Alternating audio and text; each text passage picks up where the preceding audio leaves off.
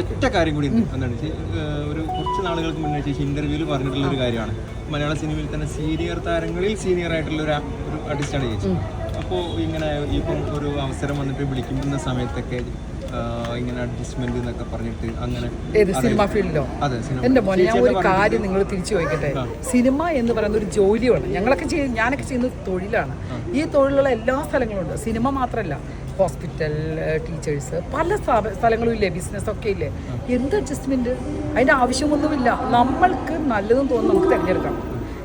എന്തെങ്കിലും റിയാക്ട് ചെയ്യണി സ്പോട്ടിൽ റിയാക്ട് ചെയ്യണം. അല്ലാതെ നമ്മൾ കുറേ നാളെ കഴിഞ്ഞിട്ടല്ല റിയാക്ട് ചെയ്യേണ്ടത്. ഇപ്പം നിങ്ങൾ എന്നോട് സംസാരിച്ച് എനിക്ക് മോശമായിട്ട് എന്തെങ്കിലും ഞാൻ ആ സ്പോട്ടിൽ പറഞ്ഞിരിക്കും. അതാണ് ഞാൻ. ഇതുപോലെ എല്ലാവരും ചെയ്താൽ മതി. തൊഴിൽ സ്ഥലത്ത് ഒരു പ്രശ്നമില്ല. ഈ കുട്ടി പെൺകുട്ടിയല്ലേ, അവിടെ തൊഴിൽ ചെയ്യുന്നില്ലേ? ഇവിടെ രാത്രി വന്ന് നിൽക്കുന്നില്ലേ? ഇവൾക്ക് എന്താ പ്രശ്നം? അവൾ ആ പ്രശ്നം കൈകാര്യം ചെയ്യാൻ പഠിച്ച മോളാണ്. അവൾ പഠിക്കട്ടെ. എനിക്കെന്തെങ്കിലും പ്രശ്നം ഞാൻ ആ സ്പോട്ടിൽ പറഞ്ഞിട്ട് ഞാൻ പോയിരിക്കും. നിങ്ങളിപ്പോൾ ആരെങ്കിലും ഒരാളെ എനിക്ക് ഇഷ്ടപ്പെടാത്ത അതാണ് നമ്മളെ പോടാ എന്ന് പറഞ്ഞിട്ട് ഇറങ്ങിപ്പോകാനും എനിക്കറിയാം. ആ ഒരു തൻ്റെ നമ്മുടെ ജീവിതത്തിൽ നമുക്ക് വേണം, അല്ലേ? അല്ലാതെ നമ്മൾ ഒരു സിനിമയല്ല, ഒരു ജോലി സ്ഥലത്ത് ഒരു അഡ്ജസ്റ്റ്മെൻറ്റും കാര്യമില്ല.